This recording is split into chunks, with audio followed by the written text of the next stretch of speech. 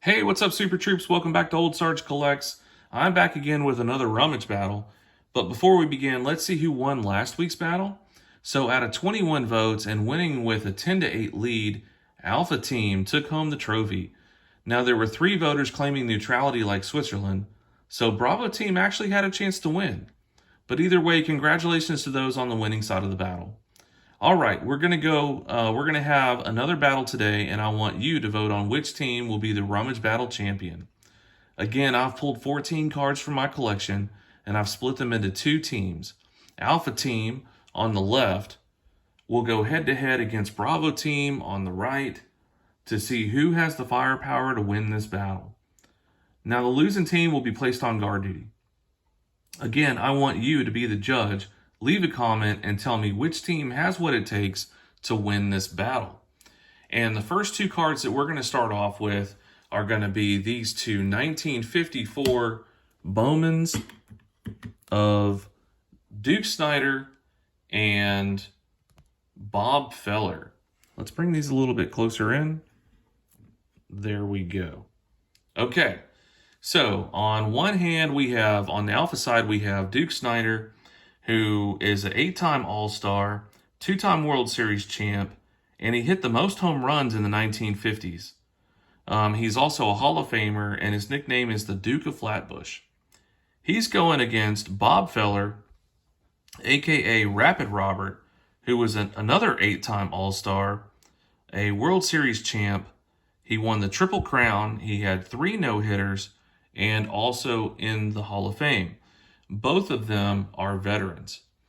So, who's going to take home the trophy on this one? Is it going to be Duke Snider or is it going to be Bob Feller? Now, Duke is in a PSA 4 and Bob is in an SGC 4.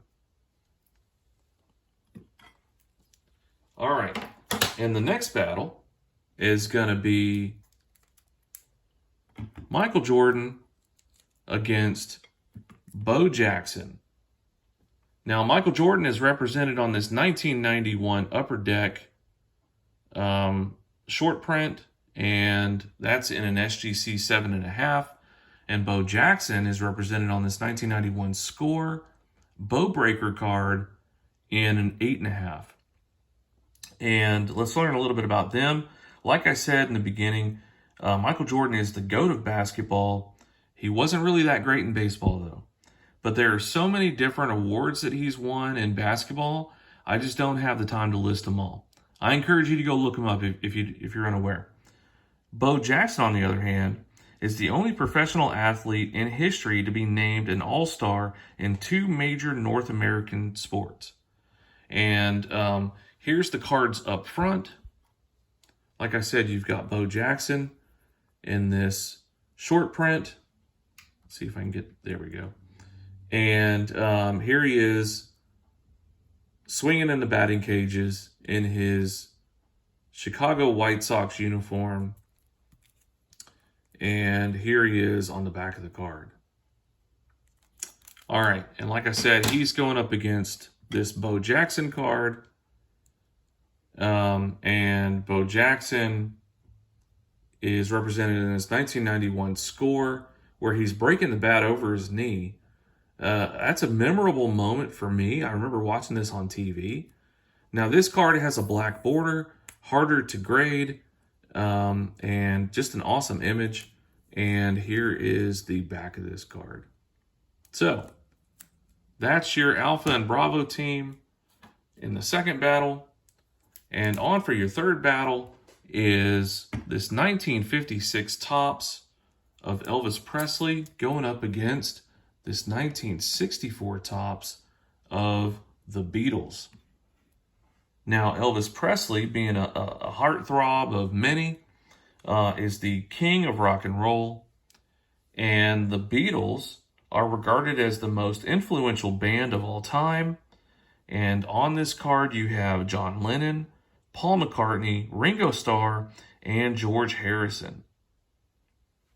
And here's a close-up of the card. And that's the front. And then the back has all of the it's got a checklist of all the records that Elvis Presley had done to that date in 1956. And for Bravo Team, here's the card of the 1964 tops of the Beatles, and on the back, it's got all of their heads floating, and it's got like a little question and answer as if they were being interviewed. All right, the next battle is Charlie Hustle against Mr. Tiger. And let's learn a little bit about the two players. Pete Rose, aka Charlie Hustle, was a 17-time All-Star, a 3-time World Series champ, and he is the record holder for most career hits at 4,256 hits.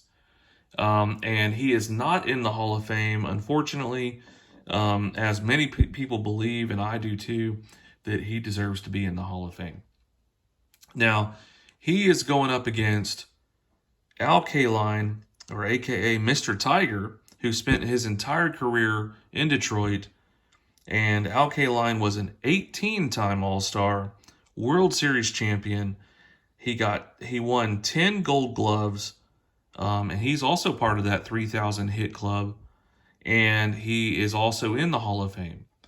So here's a close-up of both cards. Both of these cards are 1970s Kellogg's, and both of them are SGC 8s.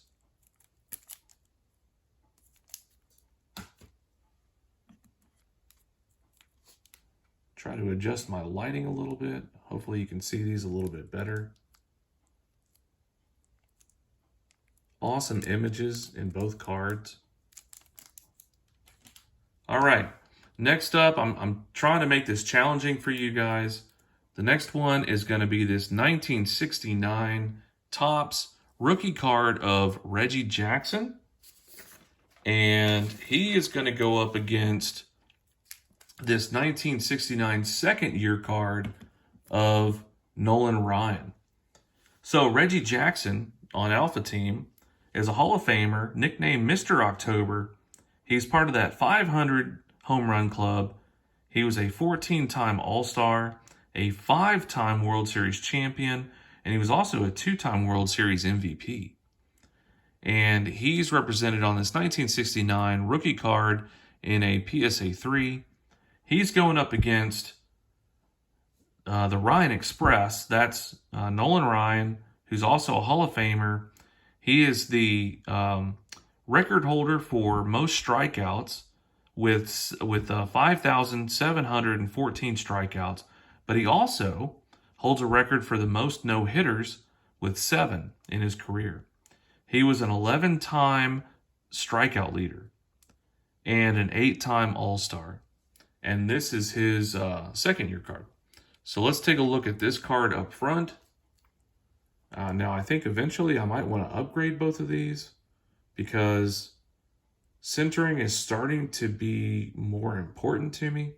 But anyway, this one has a really nice image on it. And here's the back. Good coloring. Sometimes it's difficult to decide whether these are faded or not, but that one looks good. Anyway, that was Alpha. This is Bravo. This is my favorite Nolan Ryan card. Out of all of his cards, this is my favorite one. And again, I think I'm going to upgrade this at some point. Centering is way off, and I want a better centered copy. And then this is the back. All right, y'all decide who's going to take that one. And for round 6, I've got this 1936 Carreras Amelia Earhart card. And this is part of the famous Airmen and Airwomen set in an SGC3. And that's going to go up against this 1937 Ogden's cigarettes of James J. Braddock. And this set was from the Champions of 1936. And that's in an SGC5. Now, Amelia Earhart was the first female aviator to fly solo across the Atlantic Ocean. She set many aviation records and wrote best-selling books. And at the age of 39, she disappeared over the Pacific Ocean, was never to be found again. Now, James Braddock, he's in the Boxing Hall of Fame. His nicknames are the Bulldog of Bergen, the Pride of the Irish, and the Cinderella Man.